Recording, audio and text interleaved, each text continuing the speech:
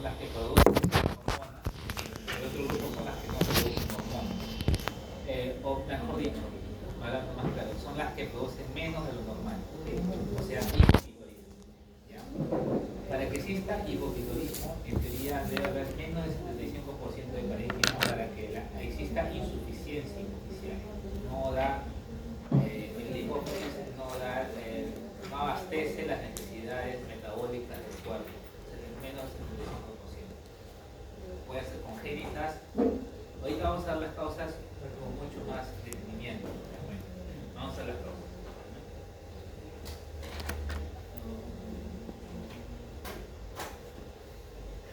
Ya, acá va. En primer lugar, tenemos tumores y se produce por el efecto de masa que produce. O sea, comprimen la hipófisis, efecto de masa. ¿Ya? Luego tenemos traumas o lesiones traumáticas. Por ejemplo, no sé, un paciente que ha tenido fractura de la base del cráneo, por ahí también se rompe o se puede lacerar la hipófisis. La laceras, la dañas traumáticamente y eso va a condicionar a un hipopituitarismo. Luego tenemos las cirugías, ¿ok? Cirugías o las radiaciones para ablación. Vamos a suponer un paciente que tiene adenoma hipofisiario y con productor de ACTH, o sea, tiene hiperpituitarismo. Y lo que quieres es sacarle el adenoma para que deje de producir hormonas, ¿no es cierto? Porque le está produciendo manifestaciones químicas. Tú le sacas y por ahí le sacas también la hipófisis normal. O sea, le sacas toda la hipófisis, cuando solamente deberías sacar esa parte de la. Y eso que va a producir del hiper, te lo pasas al hipo. Eso se refiere post cirugía o por variación. ¿Okay? El otro, la apoplejía. Apoplejía se refiere a una necrosis isquémica, ¿no? Un problema isquémico. Apoplejía. ¿Ya? Hay un tipo de apoplejía que es el especial, que tiene un nombre especial que se le llama síndrome de Sheehan. ¿Ya? Síndrome de Sheehan. Esto normalmente pasa en pacientes embarazadas, ¿ya? Con poshemorragia. Una de las complicaciones relativamente frecuentes, creo que es la más frecuente a la fecha, porque antes era, por ejemplo, la muerte materna, ¿no? Actual, la complicación más frecuente, una de las más frecuentes en el embarazo, en la etapa del alumbramiento, ¿no? En el puerperio, más que todo, es la hemorragia uterina post-alumbramiento. ¿Okay? A veces es tan masiva la hemorragia, ¿okay? Por múltiples causas, atonía uterina, laceración del útero, múltiples causas, ¿okay? Que produce una hipotensión severa en la paciente, o sea, casi ya o ya un shock hipovolémico, y a veces, entonces, doctor, pero tengo he visto un montón de pacientes con shock hipovolémico y que no me han hecho este problema del. ¿Por qué? Porque en la paciente gestante la hipófisis crece de tamaño para poder compensar la actividad metabólica del nuevo ser del feto que tiene dentro. ¿Okay? Entonces, si tú produces, este crecimiento de la hipófisis no va de la mano con proliferación de vasos, ¿okay? Solamente es crecimiento, hiperplasia de la hipófisis, nada más. Si tú le quitas sangre, por más mínima que sea, la hipófisis es sensible a la isquemia. Es por eso que el síndrome de Sheehan es altamente frecuente en pacientes con hemorragia uterina postparto, ¿ok? Postparto. Por eso es que no se produce Sheehan en cualquier persona, solo en las gestantes. ¿Ya? ¿Qué más? Luego tenemos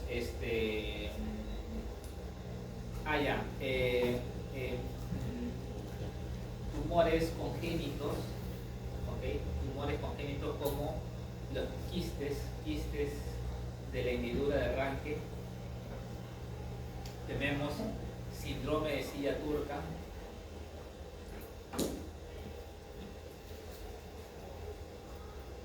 síndrome de silla turca vacía se puede ver por múltiples factores, pero normalmente es cuando la causa más frecuente es la secundaria, cuando viene algún factor externo y destruye la hipófisis. Se llama silla turca vacía porque cuando se le hace una imagen ya no hay nada en la silla turca, está sin hipófisis. ¿Qué lo ha destruido? Pueden ser primarias o secundarias. Lo más frecuente son las secundarias, ¿ya? Después, ¿qué más? Lesiones hipotalámicas también, ¿okay? Lesiones hipotalámicas, porque el hipotálamo controla la hipófisis anterior, lógicamente, ¿no? Luego tenemos infecciones, ¿no? Infecciones pueden producir hipopitolismo, por ejemplo, la tuberculosis o las meningitis, ¿no? O meningitis tuberculosa también. Y defectos congénitos que no, bueno, simplemente el niño no nace sin hipófisis, ¿no? El fetito nace sin congénito. En todos estos casos se produce hipopitolismo, ¿ya?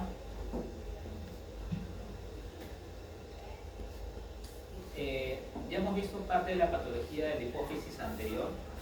Ahora vamos a ver rápidamente la hipófisis posterior, ¿no? Habíamos visto que la hipófisis posterior es una estructura 100% neural, ¿okay? Pertenece, en cambio la anterior era epitelio, un híbrido. En la hipófisis posterior tenemos dos hormonas, ¿okay? La oxitocina y tenemos la hormona antidiurética, de las cuales la que más frecuente produce manifestaciones clínicas es la antidiurética, ¿okay? Tenemos la deficiencia de hormona antidiurética, también conocida como diabetes insípida, ¿ya? En la cual la hipófisis posterior no va a producir la hormona ADH, ¿ya? La ADH normalmente actúa en los túbulos renales magistales para permitir la absorción de la poca agua que haya llegado hasta esa estructura. Permite la máxima cantidad de agua, que es el objetivo del riñón, ¿no? Transformar el agua, ¿okay? La hormona antidiurética, por lo tanto, al no estar presente, los pacientes van a presentar poliuria, ¿okay? Poliuria y abundante sed, son las manifestaciones clínicas más importantes de la diabetes insípida. Hay una diabetes insípida central, ¿okay? También hay una periférica o nefrogénica, ¿ya? En la cual la hormona antidiurética sí está presente, la hipófisis o la neurohipófisis está normal, pero los túbulos, las células epiteliales de los túbulos son insensibles a la estimulación de la hormona antidiurética, pero la más frecuente es la central, ¿okay? Normalmente, ¿por qué no se produce? Por un trauma, ¿no? Destruye directamente la neurohipófisis, infecciones y también el grupo de las idiopáticas, ¿ya? Ahora, hay el otro grupo, el otro extremo, que se le conoce como el CIHAT, ¿no? Secreción inadecuada de hormona antidiurética, ¿ya? Ese es lo contrario, ¿ok? Mientras que en la diabetes insípida no hay buena producción, bueno, por lo menos la central, no hay producción de hormona antidiurética, en el CIHAT hay un incremento de la producción de hormona antidiurética.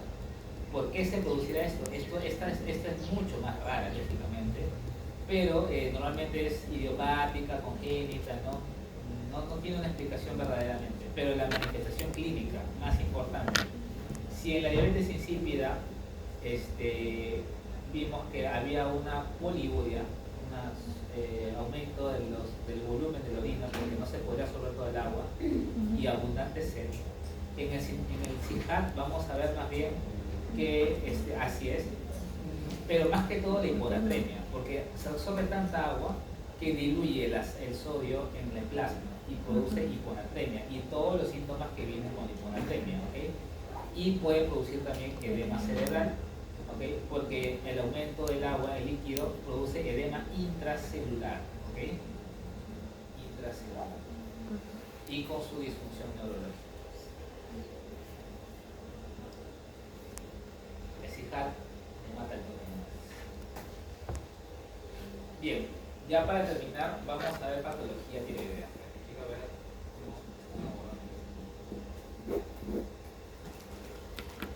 En la tiroides podemos ver, así como en la en la hipófisis vimos 3 eventos clínicos, ¿no? Hiperpitolismo, hipopitolismo o el efecto de masa.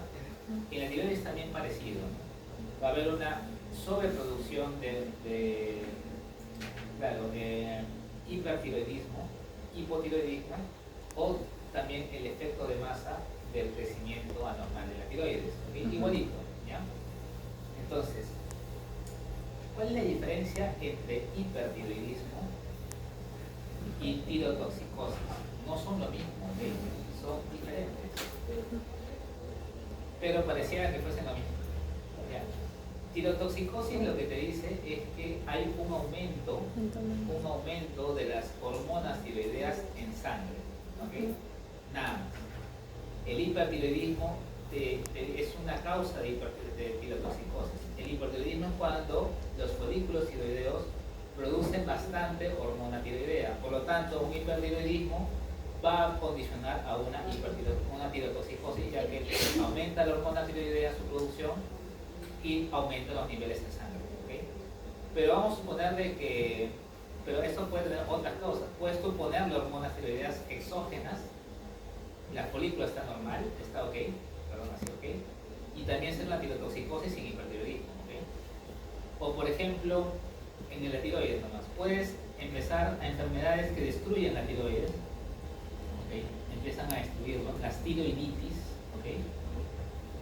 En donde el folículo es destruido, ¿okay? Destruido, y la destrucción va a condicionar a la liberación de hormonas tiroideas y aumentan en sangre. Las tiroiditis no producen hipertiroidismo, ¿okay? Las tiroiditis producen solo hipertirotoxicosis, porque la célula folicular, porque la hormona tiroidea aumenta en sangre, no porque la folicular produzca hormona tiroidea, sino porque al destruirse libera las hormonas que tenía dentro en su medio, ¿okay? Entonces las tiroiditis, acá lo vamos a ver. Por ejemplo, el hipertiroidismo, la tirotoxicosis, asociadas a hipertiroidismo. Por ejemplo, estas son las causas en las cuales la célula folicular aumenta la producción. Por ejemplo, la hiperplasia tóxica y difusa, también conocida como enfermedad de Graves, los bocios hiperfuncionantes, los adenomas foliculares hiperfuncionantes, ¿ok? ¿Ya? Y los raros, como por ejemplo, ¿cuál? Los adenomas hipoficiarios productores de TRH. ¿Ya? Perdón, TSH. ¿Ya? Entonces, ahora, por ejemplo, las tirotoxicosis, mira, las tiroiditis, ¿no? Tiroiditis granulomatosa, tiroiditis linfocítica, subaguda. Esas tiroiditis no producen hipertiroidismo, no asociadas, pero sí producen hipertirotoxicosis, porque acá el problema es que la célula folicular está siendo destruida, y la destrucción es la que condiciona el aumento de hormonas tiroideas en la sangre. ¿Okay? Son dos grupos de causas en las cuales vemos aumento de hormonas tiroideas en sangre, pero condicionado por mecanismos diferentes, ¿ya?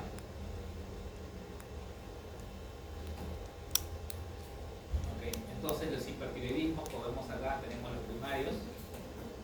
La enfermedad de Graves básido es la más frecuente de todas, ¿ya? Y tiene un mecanismo autoinmune. Vamos a ver.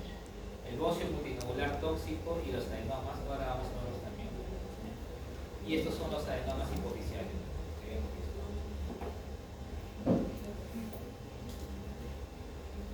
¿Cuáles son los síntomas del hipertiroidismo? Esto es bien, le voy a dar un tip que nunca falla.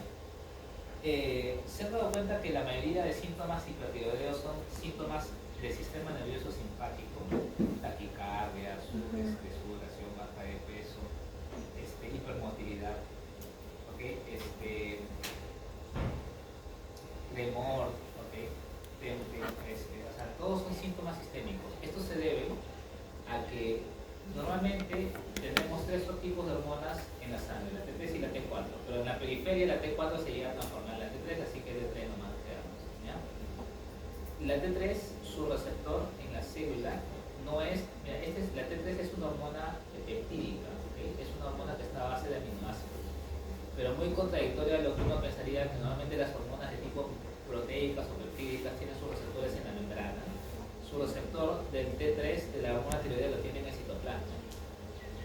Bueno, lo atraviesa la membrana, se une y forma un factor de transcripción que induce a la expresión de genes. ¿Okay?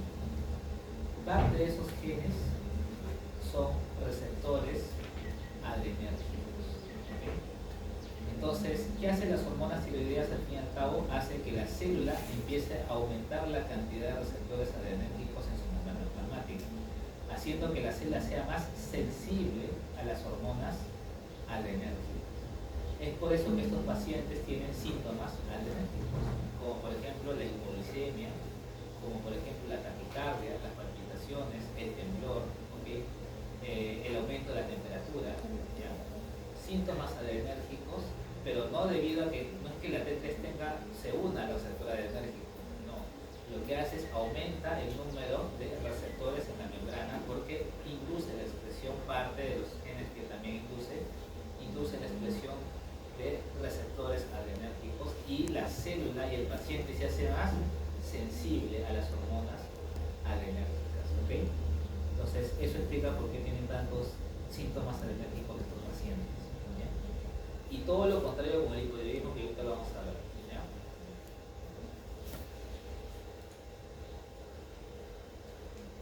Tormenta tiroidea, esta es una emergencia, ¿ya? Es un cuadro bruto de hipertiroidismo, bueno, y el hipertiroidismo asintomático, bueno, lo más frecuente es que sea asintomático, ¿ya? Y la tormenta tiroidea tampoco es muy frecuente, pero sí es considerada como una emergencia. Ya, entonces vamos a ver la enfermedad de Graves. La enfermedad de Graves vendría a ser una enfermedad de tipo de hipersensibilidad tipo 2, ¿okay? Es decir, con un antígeno y un anticuerpo, ¿no es cierto? Entonces, acá el antígeno, acá tenemos el receptor de la TSH, pero el anticuerpo va a reconocer o va a ser reconocido como antígeno por el receptor para aumentar la producción de hormonas tiroideas. Básicamente eso. Entonces, la célula folicular va a incrementar la producción de hormonas tiroideas por el anticuerpo. Acá el anticuerpo, si bien se dan cuenta ustedes, no destruye a la célula folicular, como si lo hace, por ejemplo, la enfermedad de Hashimoto, ¿no es cierto? Ambos son enfermedades autoinmunes, pero ambos producen consecuencias diferentes, siendo ambos por anticuerpos. Uno induce la sobreproducción de hormonas tiroideas sin matar a la célula, y el otro sí la mata. Todo mediado por anticuerpos, ¿ya? Bueno, tenemos el T4 elevados y lógicamente por feedback negativo tenemos una disminución del TSH. ¿Ya? Hay un agrandamiento de la glándula bastante prominente y un incremento en el número de folículos tiroideos. ¿Ya? Ya, miren. Acá, esta es una glándula tiroidea normal. Normalmente las células foliculares son medias cuboidales, ¿okay? Y dan su cara picala hacia una zona central que es el coloide, ¿okay? Pero son entre planas y cuboidales bajas, ¿okay? ¿Ya? Pero miren acá, esta sobreestimulación del anticuerpo, ¿okay? El receptor de TSH, no solamente su activación induce aumento de las hormonas tiroideas, sino también induce un aumento del trofismo de la célula se hace más grande, hipertrófica, ¿okay? ¿Okay? Tiene varios efectos. Uno es aumentar la producción de hormonas tiroideas, pero también el otro efecto es que aumenta el número y la proliferación y el tamaño de la célula. Otra cosa es que, no sé si ustedes ven estas burbujitas que están acá. Miren, cuando está acá, no hay esas burbujas, ¿no? Ya casi las ven. Bueno, esto sí, no lo he leído en mis libros, pero bueno, mi maestra me decía de que cuando los folículos adquieren estas burbujas es que las glándulas están sobreproduciendo hormonas tiroideas, ¿no? Y sí lo he visto, que se correlacionan con las patologías, ¿no? Estas burbujas que vemos acá, dentro del coloide, ¿ya? Bien características. Bueno, las manifestaciones clínicas del Graves, el exoftalmo es parte de. ¿Por qué se produce en todo caso? Ya, luego vamos a ver, ya, entonces ya dejamos a la enfermedad de Graves como la más representativa de las causas de hipertiroidismo y al mismo tiempo de tirotoxicosis, ¿no es cierto? Ahora, vamos a ver hipotiroidismo, ¿ya? En el hipotiroidismo, la mayoría y las más frecuentes son las primarias. Todo lo contrario a la producción al hipertiroidismo, ¿no?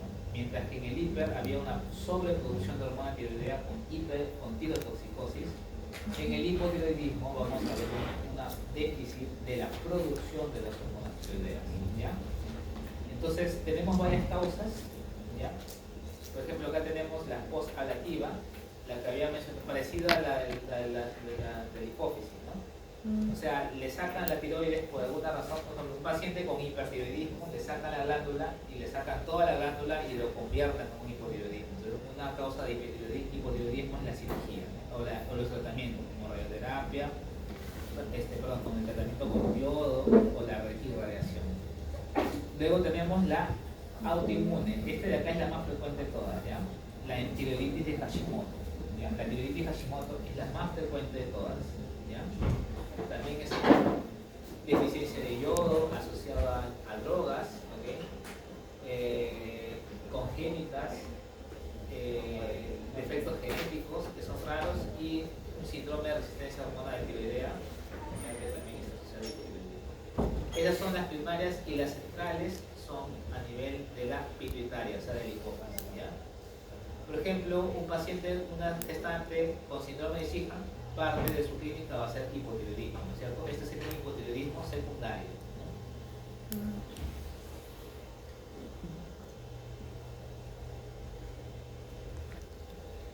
¿Qué más sigue?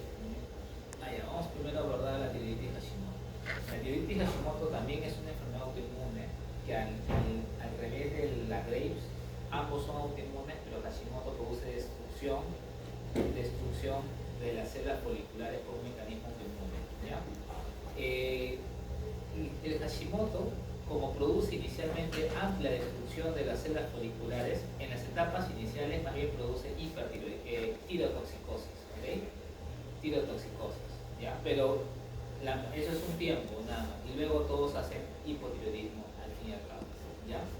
Hay un adelantamiento y es entre los 45 y 60 y es más frecuente en mujeres, bastante más frecuente. Los mecanismos por los cuales se produce la destrucción autoinmune de las células foliculares se pueden explicar principalmente por una pérdida de la autotolerancia, ¿okay? de la inmunidad.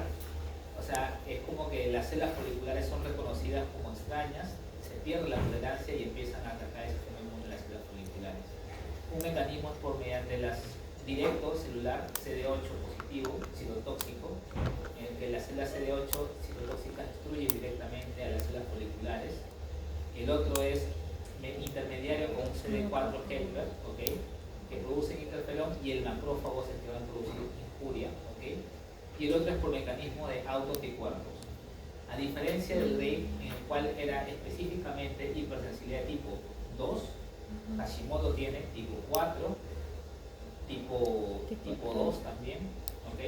Tipo 4, tipo 4, tipo 4, tipo 2, ¿no? Porque tipo 4 es mediado por células y tipo 2 es anticuerpo, antígeno anticuerpo. ¿Ya?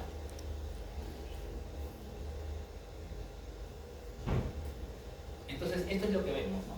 Miren, acá vemos el tejido tiroideo, ¿ya? Estos son los folículos tiroideos y están rodeados con abundante infiltrado inflamatorio de puro linfocito, nada más. Todos estos son linfocitos, incluso formando centros germinales. Habíamos dicho que los centros germinales, ¿en dónde se ven? En los folículos linfoides, en los ganglios linfáticos. ¿Qué hace esa estructura en la tiroides? Porque normalmente el tejido linfoide, que normalmente reside en el ganglio linfático, puede manifestarse en otros tejidos extraganglionales. En este ejemplo, por ejemplo, la tiroides, ¿no? Un folículo linfoide, que normalmente es una estructura del ganglio, lo estamos observando dentro de la tiroides, ¿no? pero esto es patológico, ¿ok? Los folículos linfoides dentro del ganglio es normal, eso es esperado. Lo patológico es que lo encontremos fuera del ganglio, salvo ciertas estructuras especiales, como por ejemplo las placas de Peyer. Ahí sí es normal. Pero la tiroides, está completamente patológico. Dice que acá hay algo que está induciendo la formación anómala de estos folículos dentro de un órgano que no debería tener folículos linfoides. Acá vemos de los dos, ¿no? Pero principalmente la proliferación es de linfocitos TCD4 y TCD8 en esta zona de acá, en la zona interfolicular, y acá tenemos en los folículos B y células plasmáticas para la formación de los anticuerpos. ¿Ya? Ahora, la tiroiditis Hashimoto, ¿en qué se puede transformar? Se puede transformar en un linfoma, ¿okay? Ya, eso es riesgo. La tiroiditis Hashimoto se puede transformar en una neoplasia maligna, sí, se puede transformar en un linfoma B de tipo no-Hodgkin, o se puede transformar en un carcinoma capilar de tiroides también. Pero entre los dos lo más probable es el carcinoma ocular. Yo he visto bastante tiroiditis Hashimoto si no sea el carcinoma ocular. Bien interesante.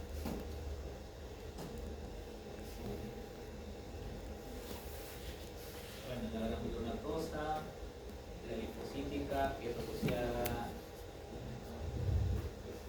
la subaguda,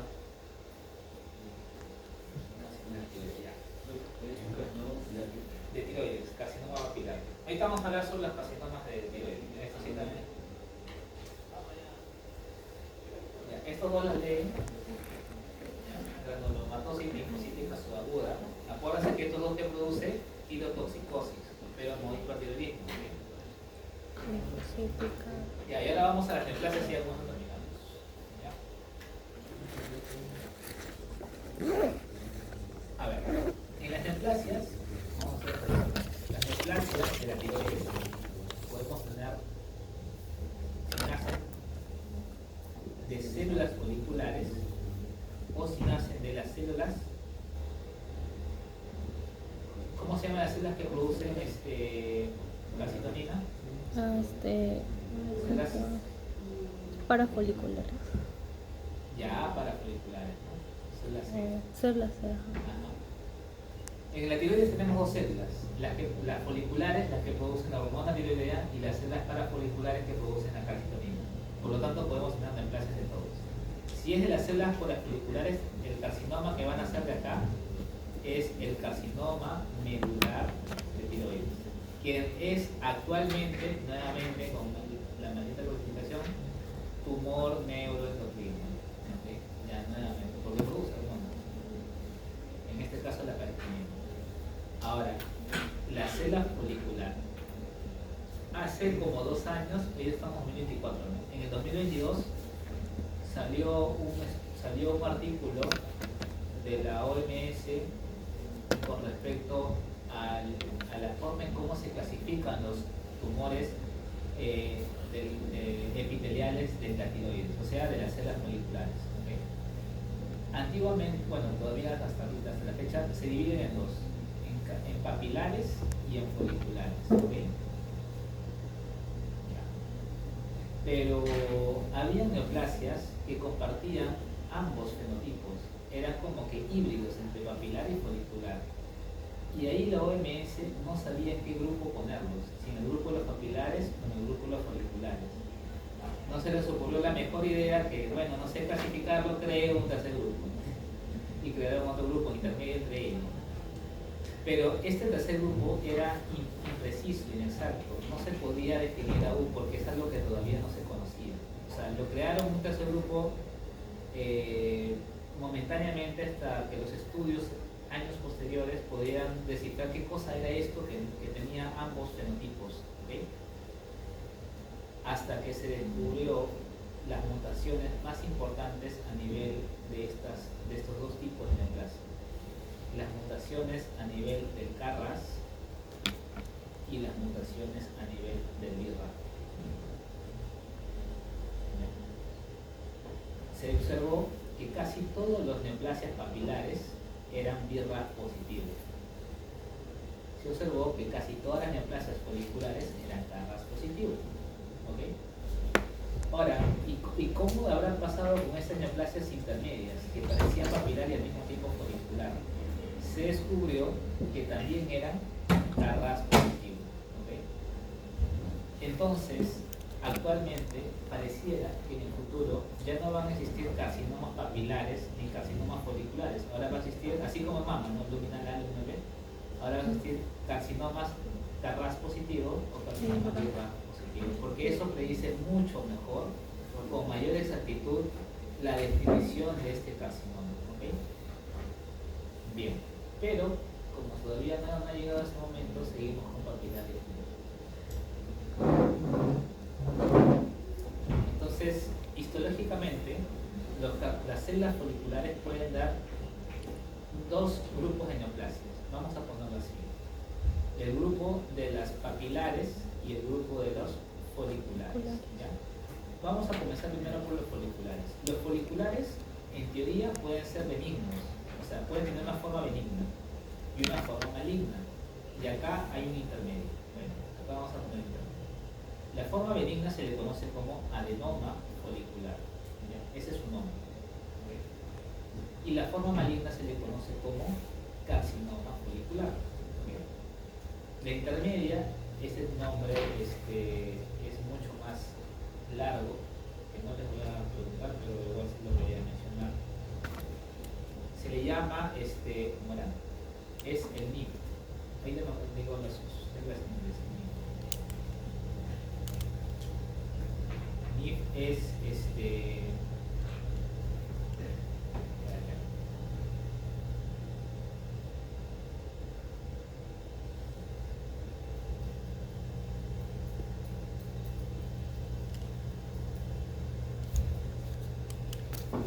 acá con P. NIF, vamos a poner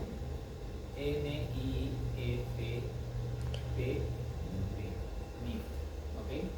Que significa neoplasia no invasiva folicular con patrón de crecimiento papilar.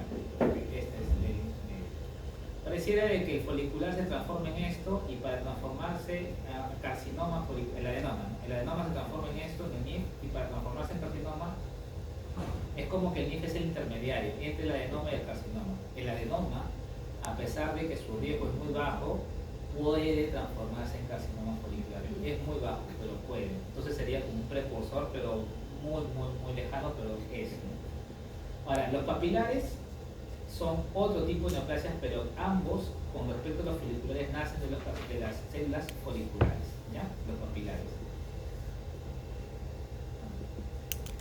Entonces, cuando hablamos de adenoma tiroideo, estamos hablando de neoplasias con patrón folicular, ¿ok? Patrón papilar, patrón folicular, benigno, adenoma folicular, ¿ya? Normalmente son encapsuladas, son nodulares, es más frecuente en mujeres, ¿ok? Y a veces son funcionantes, por eso que los adenomas tiroideos, adenomas foliculares tiroideos funcionantes producen también hipertiroidismo o tirotoxicosis, ¿ya? Son bien delimitados, a veces son encapsulados, la mayoría son encapsulados, ¿ok? Y a la microscopía, tienen macro y microfolículos. A diferencia de la glándula tiroidea normal, que tiene normofolículos, estos tienen microfolículos chiquititos mezclados con grandes, ¿no? Grandotes, macrofolículos. Doc, Pero su delimitación. dijo que los adenomas tiroideos eran los papilares, ¿verdad? No. Los adenomas tiroideos pertenecen al grupo de patrón folicular. Por eso también se le conocen adenomas foliculares tiroideos.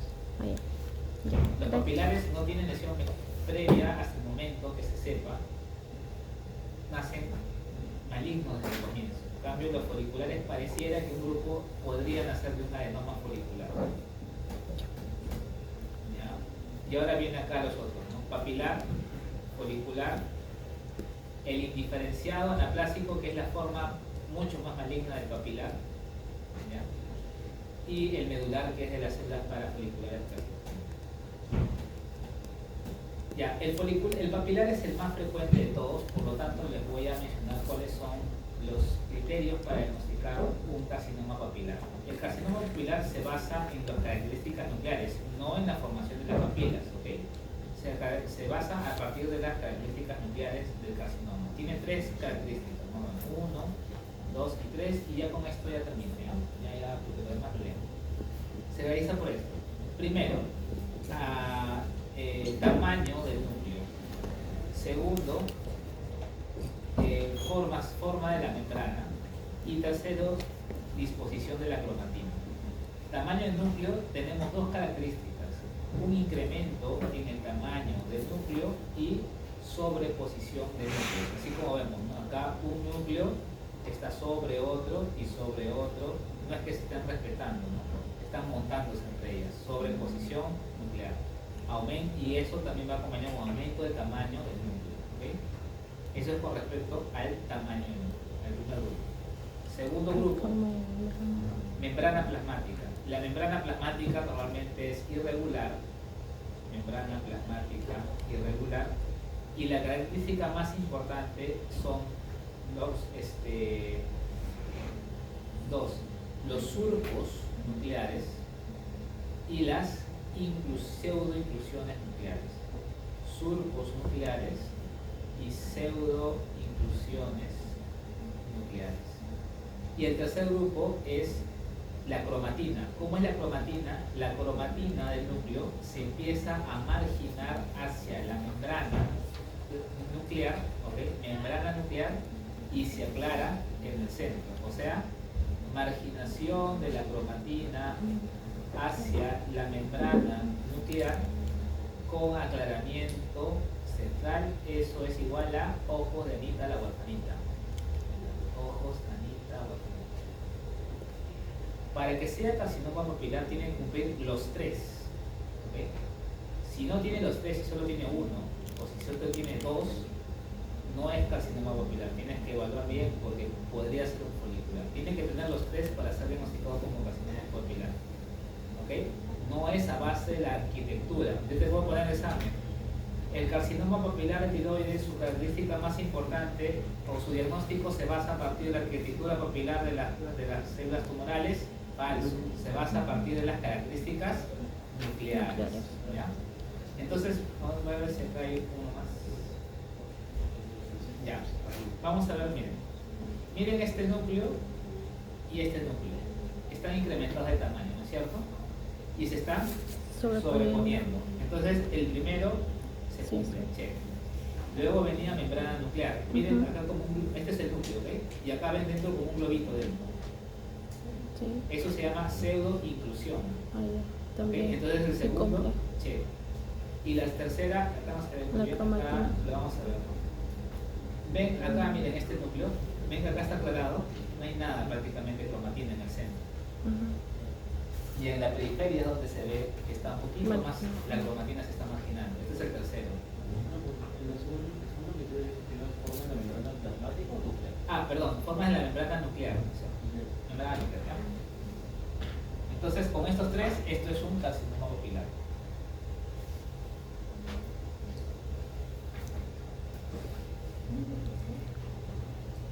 Por ejemplo, el carcinoma folicular podría tener una o dos, pero nunca puede tener tres. ¿Ya? Entonces, así más o menos distinguimos entre un folicular y papilar, arquitecturalmente y histológicamente. ¿Ya? Lo único que sí, el carcinoma medular de tiroides viene asociado con amiloidosis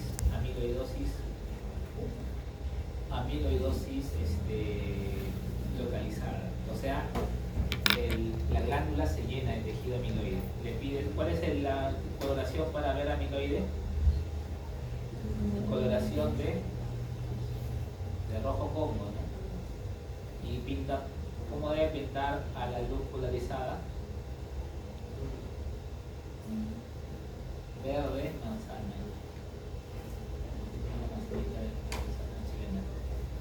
Verde manzana, ¿ya? Usamos coloración de rojo Congo. Te pinta rojo, pues lógicamente cuando lo ves al microscopio, pero luego le pones la luz polarizada y se ve como un verde. Y eso es amiloide. Si eso ves en un tumor en tiroides, es carcinoma medular, definitivamente. ¿Por qué se forma el amiloide? Porque hay tanta producción de calcitonina. La calcitonina es una hormona peptídica, proteica, que se empiezan a llenar, las células se empiezan a bañar de la calcitonina y se empieza a formar este tejido acá que es el amiloide.